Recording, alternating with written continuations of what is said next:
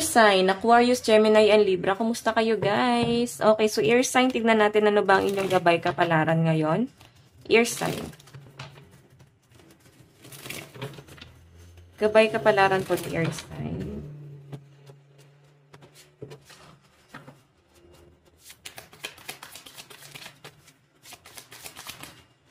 So guys, meron tayong family and savings. Wow, nakakatuwa naman to ear sign kasi kung meron ka ditong jowa or meron kang karelasyon ngayon, nagsasama na kayo, nakikita ko guys na para bang ang plano nyo talaga ng person mo is bumuo ng masayang pamilya at mag-save. Okay? Ayan no, mataas ang ambisyon yung dalawa. Kumbaga pagsasaluhan nyo talaga or pagtutulungan nyo talaga na makapagpundar or makaipon, no? So, nakakatuwa guys kasi responsible kayo parehas ng person mo. And yung bottom of the deck natin guys, goal pa to. Parehas kayo guys, goal-oriented ng person mo. Okay? Tignan pa natin. So, meron tayo dito guys, death. Ito lang guys siguro yung kinakatakutan nyo. Kasi sobrang perfect na ng relasyon nyo ng person mo. Takot na kayong mapunta dun sa ending, no? So, iba sa inyo siguro mag-i-insurance or, ayan, mag-open kayo, no, ng insurance or magsisave. Uhulugan nyo siguro yung SS nyo, PhilHealth nyo. Kumbaga parang kahit papano na pagtandaan nyo, meron kayo guys makukuha no monthly. Nakalimutan ko yung tawag doon. Pension ba yun? Yan. Yes.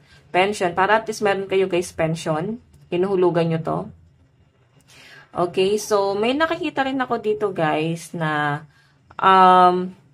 may mga nagpapagawa ng bahay dito kaya siguro nag-iipon. Ito siguro yung pinaghahandaan nyo ng person mo. Okay. Tignan pa natin guys. Ang lucky number mo is 46, 49, and 79.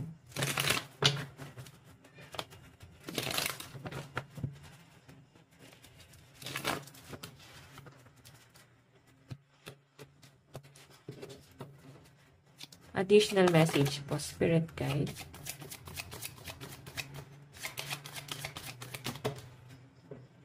Okay, ang dami.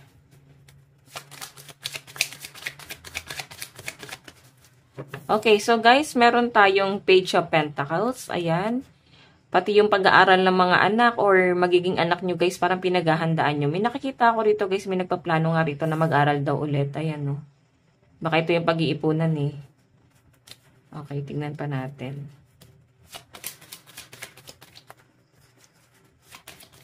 Parang nagtitipid talaga yung iba sa inyo. As in, budget na budget nyo talaga yung gastos nyo guys. Ayan.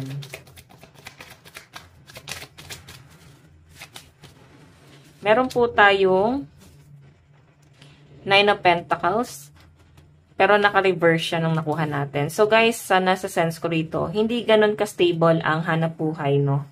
Hindi ganun ka-stable ang pera ng mga ear sign. Kaya nga siguro, ang pinaplano ng iba sa inyo, lalo na kung partner kayo, is mag-save talaga. Okay?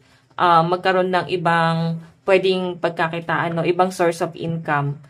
Kasi, syempre, takot pa rin kayo, guys. Ayan, lahat naman, no? Okay? Kasi iba sa inyo talagang business-minded kayo. Kaya parang pressure talaga kayo sa araw-araw kung paano nyo makukuha yung stability. Tingnan pa natin. So, meron tayo, guys, 10 of Wands. I think yung iba sa inyo, yes, sobrang perfect na ng relasyon nyo ng person mo. Pero parang may nangyari pa dito. Siguro patungkol to sa pamilya. Magulang mo, mga kapatid mo. Siguro yun yung hindi nyo pa, guys, kasundo ngayon. Or maaring nagkakaroon guys ng conflict pagdating guys sa connection nyo sa ibang tao. Kasi ngayon parang nakikita nyo ng person mo, kayong dalawa lang talaga yung magkakampi dito. Okay? Yung iba dito guys na pressure kasi sobrang ganda ng pangarap mo para sa pagsasamang ito. Pero parang hindi mo siya guys madaling makukuha talaga. As in, kailangan siyang paghirapan. And parang yung loob din ng person mo, sabihin natin yes, meron siyang magandang plano pagdating sa inyo, pero kukunin mo pa yung loob nito eh. Kasi siya, may nakakita ako sa kanya ear sign na may trust issue to. Okay, parang kailangan mo guys, kunin din yung tiwala niya. Okay, so ear sign, tignan pa natin. Ayan, ang lucky number mo, nasabi ko na ba? 46, 49, and 79. Okay. Pagdating sa inyong love life,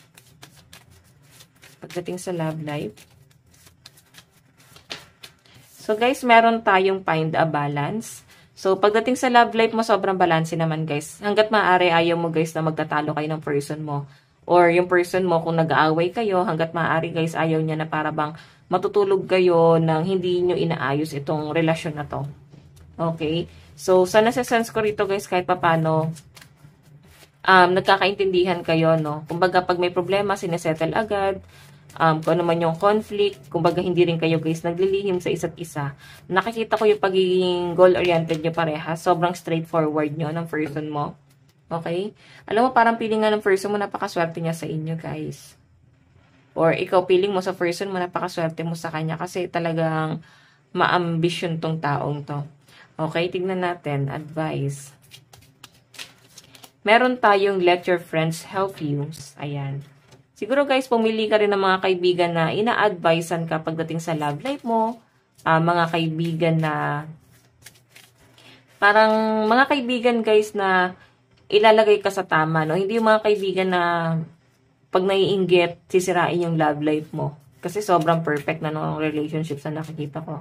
So, may nakikita rin ako dito guys na baka ikaw binabalance mo dito. Baka may nagkaroon talaga ng conflict sa pagsasama nyo ng person mo. Maaring isa sa naging conflict dito is yung mga kaibigan, no? Okay. Tignan pa natin. Meron po tayong unrequited love. Ayan. There's enough attraction or chemistry to keep this relationship going. So, may trust issue nga, guys. Maaring yung iba dito, may pinagdadaanan din kayo ng person mo. Kasi, siguro ito nangyari na siya sa past na talagang parehas kayo, guys. Goal-oriented ni person.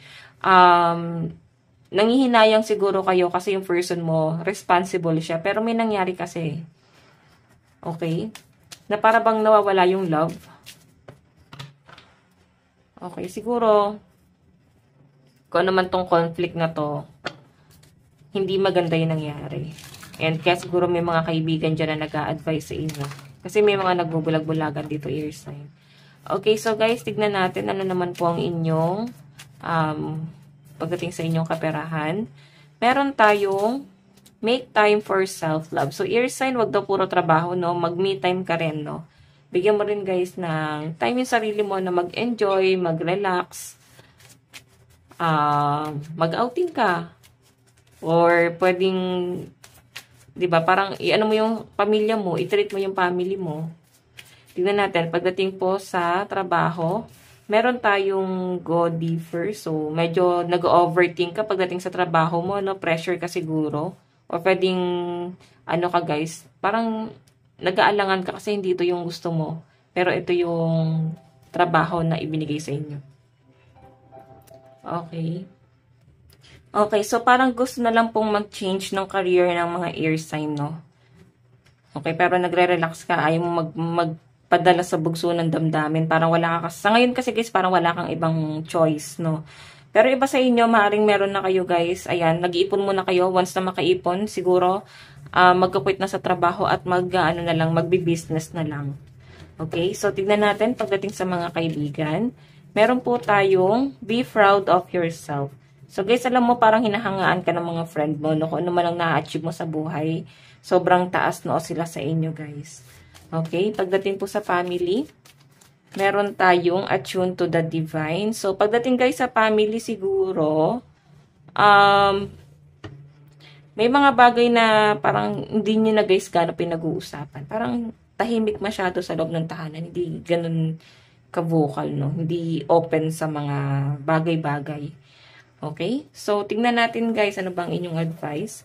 Ayan. So, guys, possible na ang kadil mo is Libra, Scorpio, Taurus, and Pisces. Okay. So, guys, meron po tayong be the bigger person. Be the bigger person. Your kindness is your strength. So, ipagpatuloy mo lang daw guys yung pagiging mabuting tao mo. Kasi, ayan, pag mabuting tao ka, magugulat ka na lang may mga taong nagiging mabuti rin sa inyo. At tutulong talaga sa inyo. Advice, meron po tayong potion. Remember to practice self-love. Ayan. So, sabi dito guys, ngayon, matuto ka daw muna na mahalin mo na yung sarili mo. Focus ka muna sa sarili mo. Once na minahal mo na kasi yung sarili mo guys, parang darating ka na sa point na hindi ka na guys gano'n dedepende sa kahit na kanino. Even your partner, hindi nyo na guys yan. Parang, hindi ka na masyadong dedepende dito sa person mo. Okay? So, Ayan guys, ito lang naman po ang inyong reading bukas po. God bless and love you all. Bye-bye po.